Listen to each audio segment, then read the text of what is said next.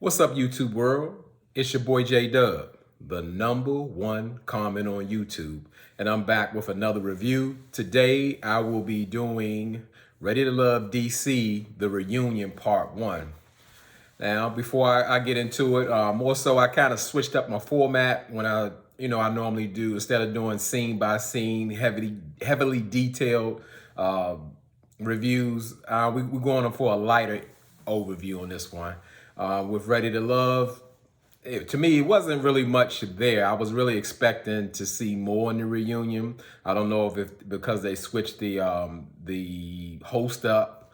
Even though me personally, I didn't want to see Tommy, but Tommy is the most knowledgeable. So as far as the reunion, he has Tanika Ray, who is a DC native, to go ahead and take over in this position. I don't know Tanika's background. I've never heard of her. I see that she is on YouTube, and what she does, I don't know. But overall, I felt like I didn't really get much from her. I felt like it was another cast member asking questions of other cast members. You know, she was like the most put together type of cast member, but I didn't get that she was in charge at all. It was just, she tried to mediate the conversation, but it was what it was. So let's go without going too deep. Let's go into the looks. I gotta go into the looks because, for people who know my channel, I'm a real detailed person. I pick up on certain things, and when things irk or bother my soul, I gotta speak on it. But let's start off on the nice side. Well, as far as the best looks, I would say it would probably be Sabrina and surprisingly Sydney. Now, like, Sabrina was like the most put together to me, from the makeup, what she was wearing, appropriate, like, what was appropriate for the event and everything. And I would say Sydney, we would call her the most improved because, throughout this whole season, we totally just saw her in club wear. If she going to a wedding, she going to a funeral, she going to go get something from the drugstore, she is going to wear some nightlife gear. And I was surprised. It was very fitting in that situation. So I thought Sydney would show up in another club dress, but she didn't. And let's get to the worst. So, I wouldn't go over everybody, but the worst go to two men. And these are things that kind of just like really bother me. First, we'll go with I'm sure I haven't listened to anybody's reviews as of yet. As the #1 commenter, I have to pull myself back because I love to get into those comments especially for the channels that I respect out there. And I gotta call out Dante. Now, if anybody noticed, Dante was wearing like I don't know if it was like velvet lace suit. Like, it was almost like see-through or something. I mean, I don't know what was going on with that. And I'm like, I understand that cast members or people try to wear something, let's say, outlandish or outrageous to get the camera's attention, but I mean, it was like that suit could have been for a woman, and sometimes I think we just going too far with it. So Dante, I got to call you out on that. That wasn't pleasing to the eye, and I don't mean as attractive as a man. I'm just saying it was like inappropriate. A man, I can't just sit there and not say that a man got on a crushed velvet lace suit that's see-through or sheer or whatever. That's out of bounds. And then, of course, we get to the topic, because there's always one every year. Chris was last year at the Ready Love reunion when he had that Matador tuxedo on. But now we got Cornelius. He got like some type of gold custom suit. It looked like he coming off The Last Dragon, like Bruce Leroy, but it's gold instead of black. And I don't know. And I mean, and you can see like he was very confident in it, like, he was doing something, but it was like a big fail. So those are my best and worst. And something, again, we gotta, I gotta touch because it just about what's going on with the, and I can't talk. You see up this, I don't have no hair, but I see the women, they gluing the baby hair on, I mean, and not in the head, because it's not edges, because that'll be up here on your hairline. It's like on your forehead, and that's so distracting to me. I'm like, Is this a thing? Is that how it's supposed to be? Because that I was trying to look why I called the host the most well put together. Because that I don't think that's all of Tanika Ray's hair, but whatever it was, weave, wig, whatever, natural mix, it was put together. It looked very together. So, but baby hair on your forehead and all that. Somebody get down in those comments and tell me something about that, because I don't understand that. That looks like a couple of caterpillars on your head. It bothers me. So well, let's get into the, I guess more so the couple. So it's not much to talk about when we get into Phil and Sydney, and they can just go over the interactions, and it really wasn't much there because throughout the show, Phil and Sydney wasn't really a thing, and pretty much Sydney kind of picked up on that Phil was kind of laying back or wasn't paying her attention, and that's what she was drawn to. And let's say quiet as it's kept, a lot of women, like that guy who kind of lays back because they got a guy in their face every day, all day. So that kind of intrigues some women. So I get why she was kind of drawn to Phil, because he was the only one who wasn't sweating her at all. And she wanted to find out, and he drew her into him. But that dynamic, it kind of seemed to change. It seems like Phil is way more into Sydney than she is to him, because we learned that, yes, they're still together. And they even get Tanika Ray got Phil to admit to say, like, hey, I'm in an exclusive relationship with Sydney. But we didn't hear Sydney confirm that, like, that was on her end. Phil may be committed, but she didn't speak up about it. And as I said, as far as their relationship go, feels like he's on the ground. Phil is probably as deep as a puddle of water. He'll tell Sydney, hey, I'm feeling you, and I'm not afraid to say that, and that's the line he got for her. And the host even asked him, like, well, what made you like want to pursue Sydney, or knew that was one she's just different. She's different. Like, they're like, different how?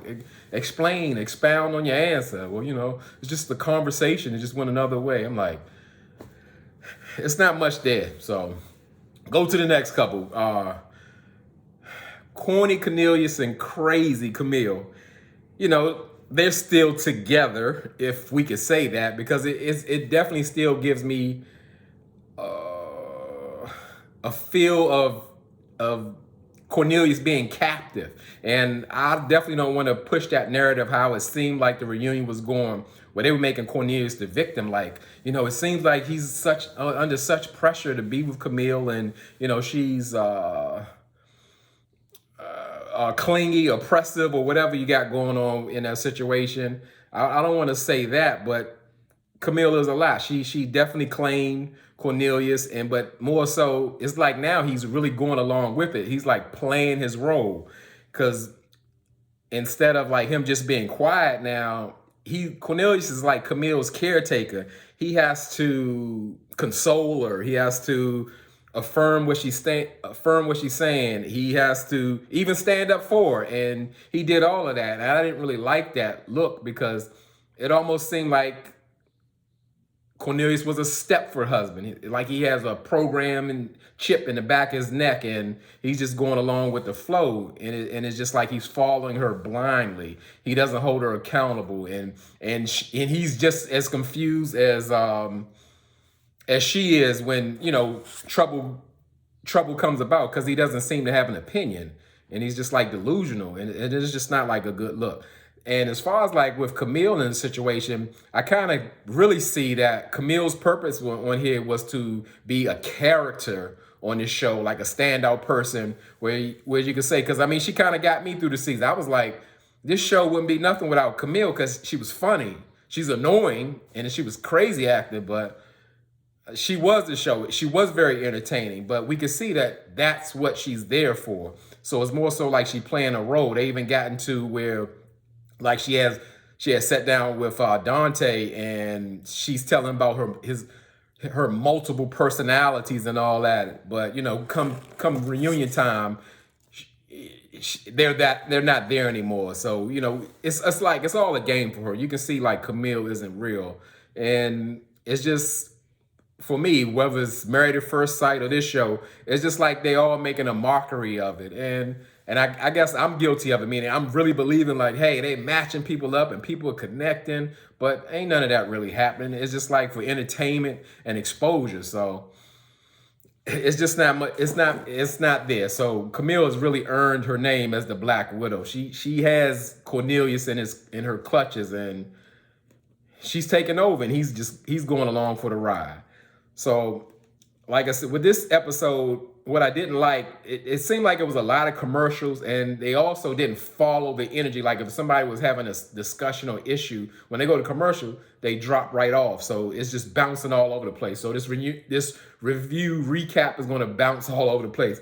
So I would say like every season, there must be some type of, let's call it a remedial cast member. You know, a cast member, normally it's a guy who they just can't get right. It's something going on with them. And with this season, it's Tyrone. PTSD Tyrone, who, you know, with the eyes, what he got going on, he was like pretty much prompted to re-apologize or go over the way he rejected Carrie. Now I gotta say something about Carrie. When I was looking at Carrie, I thought that was Shiloh. Like they're like twins or something. I mean, they look so much alike. You couldn't have told me that wasn't Shiloh. But well, they said unfortunately Shiloh didn't want to be there or couldn't be there. They didn't say why, but we know it's that, you know, Phil moving her 10 feet from where she at. And you could take it or leave it. Everybody got their theory on it, and like I said, that much is pretty done. So they didn't really bring that up because she wasn't there. But I really did want to. That's probably what I was looking forward the most, to kind of bring some clarity to that situation, because there's so many unanswered questions with that Phil and Shiloh, because we know they're leaving some information out, and that was like the main reason. Like, oh, I can't wait. This is gonna be good. We're gonna clear up that stuff with Phil and Shiloh. We're gonna get to Zadia and Dante. But already I'm a bit disappointed because I was really looking forward to that. So, but getting back to Tyrone, it was a problem because Tyrone pretty much told Carrie that, hey, I don't wanna explore my connection with you. I wanna go and do it with someone else. And I guess he didn't say it right. And Carrie felt mishandled. Those words get thrown around like mishandled, and the word aggression and all of that. So we definitely gonna touch on that later. But so they gave Tyrone an opportunity, or prompted him to have him reject Carrie again. And he's saying, well, there's some things that I have other stronger connections that I would want to explore. Now, it's nothing any have a reflection on you. It's not that you're a bad person. I just want to explore those connections. And everybody like, oh, they clapping, and he did such a great job. And Carrie was even touched. She needed a tissue for that. I didn't get all of that. Okay. Yeah, he didn't say it right. It sounded like something was wrong with him, because something is wrong with Tyrone. But okay, he rejected Carrie, politically correct. And so we move on. And something I've really noticed, like throughout the reunion, you could see like there was like an alliance formed, like on the stage, like from left to right. You could see Aisha, Sabrina, Sydney, and Courtney was sitting on the stage, and they were like waiting. They was like ready on go. Like they were ready to attack that Zadia situation. And even like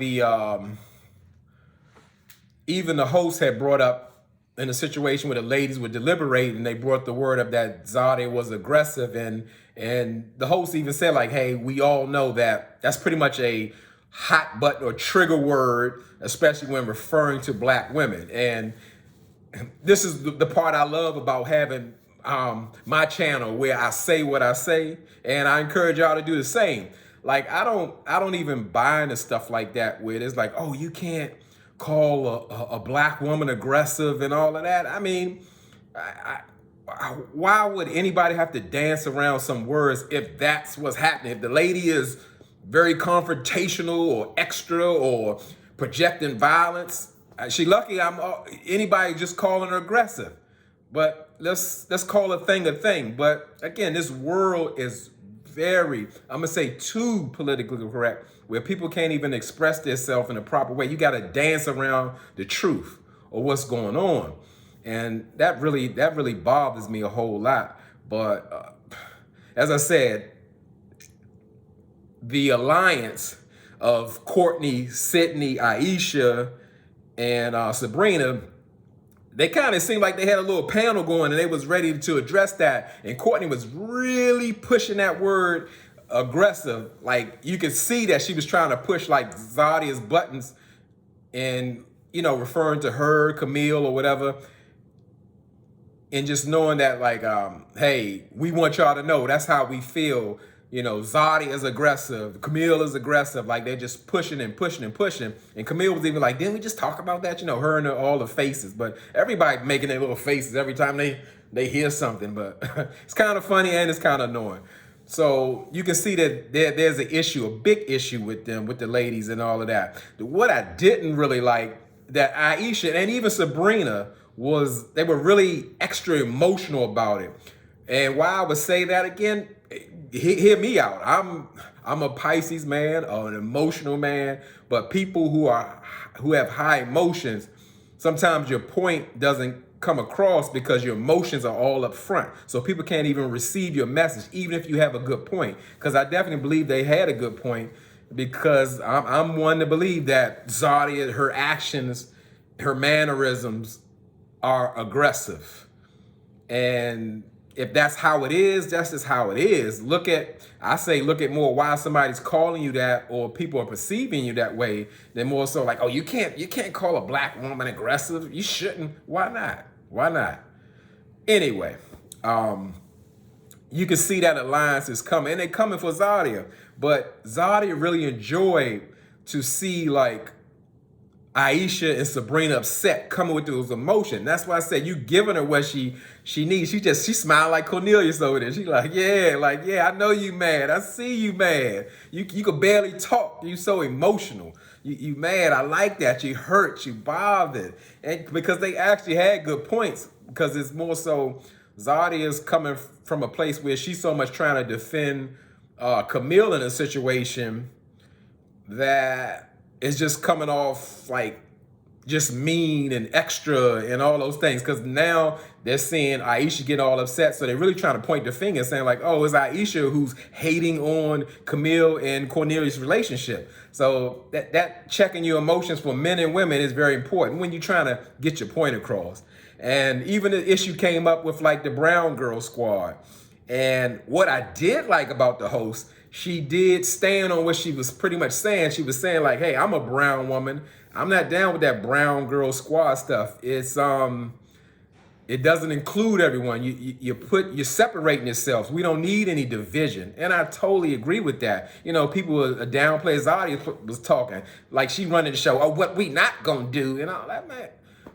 Oh, I hate that attitude. Zadia is such an ugly person on the inside to me. And it was very off-putting, and I agree with the host. You're isolating yourself, excluding everyone else. It ain't just like you playing, oh, we just a Brown Girl Squad, and it's just like, you know, because we have the melanin and all that. No, it's meant to separate. It's meant to be cliquish. It's meant to do all of that. And granted that this show isn't about being friends, but it really got kind of mean. And as I said, what I stand on. Now, I don't care what nobody say. You know, I want you in the comments, but I don't care what nobody say. Anybody say, hey, we got the light-skinned girl squad going on, we still be talking about it up to this day, up 6 weeks later. It be all type of debates and forums. They be in Congress trying to pass a bill. You can't say light skin no more and all of that. I mean, let's call a thing a thing. Let's be fair, because we know we already got that separation within our race. We've been given that long time ago, and it's still thriving 500 years later. It's thriving within us. We just, we have to find a way to separate ourselves, and that's a part of the plan, and we continuing and to carry that plan along. So yeah, I'm not with it. I don't do that excluding or playing like race isn't a thing even within ourselves. It's or the skin shade and all that. So I'm gonna move on. We're gonna go to Moomin and Frank, and I actually was kind of surprised about how Moomin and Frank turned out. It appears Frank didn't take Moomin's father's advice. He simply said to him like, "Hey, don't waste my daughter's time. That's not what we want to do." Cause yeah, he loves his daughter. He wants the best for her. He don't want nobody playing games. So we pretty much learned that Frank has like stopped interaction with Moomin. He's not dealing with her anymore. And I was like really surprised. And he came up with like all these lame excuses of like why he hasn't followed through. Cause as I thought it initially on the season finale, all that fake Easter speech of fake professing your love and all that kind of stuff, and how you're dedicated and committed and you thought so long to make this choice. I didn't see it as a genuine situation, and it proved to be true. And he's just talking about, he's been hurt and they're pressuring him to answer the question because he's not making any sense. And he's pretty much saying like him and Moomin were like getting too close and too soon. And Moomin like, hold up, I let you really say your piece, but when you start talking about too close, too soon, it really doesn't make any sense because we weren't even moving forward or whatever. So give an example. She was saying when Frank shows, I guess, physical affection, touches her and she touches him back. So now you're going to use that as an excuse to saying like, oh, we're moving too fast. Mr. Hypersexual, things are moving too fast. I mean, it was just lame. And those type of people, that could be men or women, causes many people to have trust issues. Like you're opening yourself to someone, to a process, and now they just flip the whole script for whatever reason. And then they can't even explain themselves. And you could see Moomin was like really hurt by that situation. And she was saying other people was telling her Frank just wasn't ready, but she stood on his word, and his word proved to be nothing. And I really liked Moomin, how she handled herself. She really got a chance to express herself about him being hurt, how that's no excuse. We've all been hurt in some way. And when you're trying to open yourself and professing your love and all that crap, that's like playing with somebody's heart. And Frank was dead wrong for that. And you could tell she even like broke down at the end. But that's what I speak about, like even in being emotionally charged.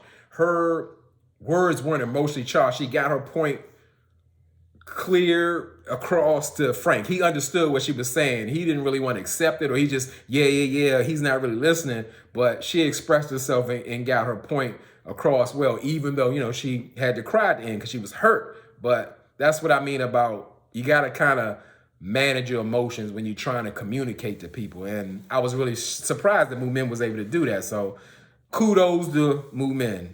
And I mean, everybody was on the stage was trying to back her up. Aisha was getting into it. And even Zadia chimed in about giving advice to Frank. And I'm like, Zadia don't take advice from her mother or father, I bet. She, you can't talk to Zadia. And she even chiming in on there. I'm like, Zadia, she already sitting down. So I can't tell her to sit down, get off the stage and do something. So really, the show is starting to go into finding out what's the problem or what's going on with the ladies. And we really see it kind of started up from what we can see on the camera that they blew up at a deliberation when they were telling people to scale back or kind of slim down your list and all of that. And that's the day I probably lost the respect for Zadia, because like you could see another side of her. Like, again, she was very closed-minded. She was very mean-spirited. And I just couldn't get with that. Because, again, I thought that Zadia would have all the men lined up, to have her pick and all of that. But I could see why people were kind of backing off Zadia, because she's not what she seems to be. But I did get to see one of my favorite scenes, like when Zadia and Aisha started arguing because she said the word list, and and just referring to Zadia's two choices Dante and Naeem, and Zadi is saying, "Oh, I didn't listen. I can kind of do what I want." It was like just too much extra. And then I saw Sabrina eating her food, fake food with a fake fork, and that's one of my favorite scenes from that deliberation. I wish they would have. Well, they did. They did kind of show where I said, really, it just took over the top. Where I didn't become a Zadia fan when Sydney called Zadi. I think she said, "Hey, girl," or something like that, and Zadi was like, "Hey, well, let's start with my name first, or whatever." And Sydney was really apologetic in that moment, and Zadi just took it left. It comes off. I don't really like to use the word bully in an adult setting, but it was over the top. She knew she could kind of control the energy with Sydney, and I was like, yeah, I'm done with her. That's too much. She didn't show me who she was. So they're really, doing a lot of back and forth and arguing, and their theories coming up even through the host and saying like, well, could it be that you're angry with Aisha because pretty much she took one of your picks, or she had a connection with one of your picks, and she's denying it, and we're not believing it. But something really came from left field. The host asked Zadia, hey, I need you to tell me what's going on. And then she didn't say anything, but Naeem replied and pretty much came up with the theory of, hey, look, all the men wanted Zadia from the first round of the show or whatever. So that's where all the jealousy is coming from the ladies, and the ladies are they hating it. And Naeem just became a mouthpiece, and then that's when you see Zadia light up like Cornelius. Cause he's defending her, he's speaking for her, and even Sydney's tired. I'm like, one of y'all check him, and I that wasn't gonna happen. I didn't think he said anything out of line, but it was more so. It's like when you're standing up for someone blindly, or when they're so wrong and you're not being realistic. I see how that irked and aggravated everybody, like Naeem, because you can even tell when Naeem, when the men, let's say they were backstage deliberating or just watching the other scenes, the people on stage, Naeem was sitting in a chair by himself, not interacting with any of the men. It's like he had an assignment, and I'm not for it. So that kind of showed me, that kind of changed my opinion, where in the previous deliberation at the Watergate, when they were asking Naeem how Zadia putting hands on Dante, does that affect your thoughts about her in any way? And I kind of get what the people now saying, that absolutely should affect his thoughts on Zadia, because now he's turning into a Cornelius in a way. He becomes Zadia's mouthpiece, and pretty much the show just continued to go downhill from there, because they've always wanted to address where Camille says she'll F everybody up if they vote Cornelius off. And again, that was a part of the fight where Zadi was saying that, hey, she's fighting for her relationship. That has nothing to do with fighting for. You're not supposed to fight somebody in the deliberations where people can't even speak their opinion or anything like that. It was just a bad thing. And then Crazy Camille did say, hey, it was a voiceover who said it, and denied it. And even Cornelius said, I didn't hear her say that. I didn't hear her say it. Everybody in that room was sitting at that table at the retreat, and she's still denying it. So Tasia just blew up. It's I can't do this. It's too ghetto. And we find out that Tasia is going through something, with her mother, and her mother's in a hospital. And I would say, just personally, everybody handles everything differently, but I guess advice I was given a long time ago when I had my first part-time job, a Jamaican Mike told me, he said, hey, whatever you do, if you can't do your absolute best, don't do it at all. Just leave it alone. So if your mother's suffering, you're not mentally there. You need to be there for your mother. So don't do it, because as you see, her fuse is short, and she really wasn't bringing much to the show at that time anyway. But some things you can't get back. So important things like that, Tasia really should have been with her mother. So her patience, she had none, and I got that. So pretty much that went off. The show was done. So we just waiting for, I don't know if it's part 2 or part 3, but as far as I say, I'm pretty disappointed in what I see, because again, I was looking for that Phil and Shiloh situation. But again, hey, I appreciate y'all support. Y'all stay rocking with me. Y'all could be anywhere in this YouTube world, but you're here with me. I appreciate that, and I really mean it.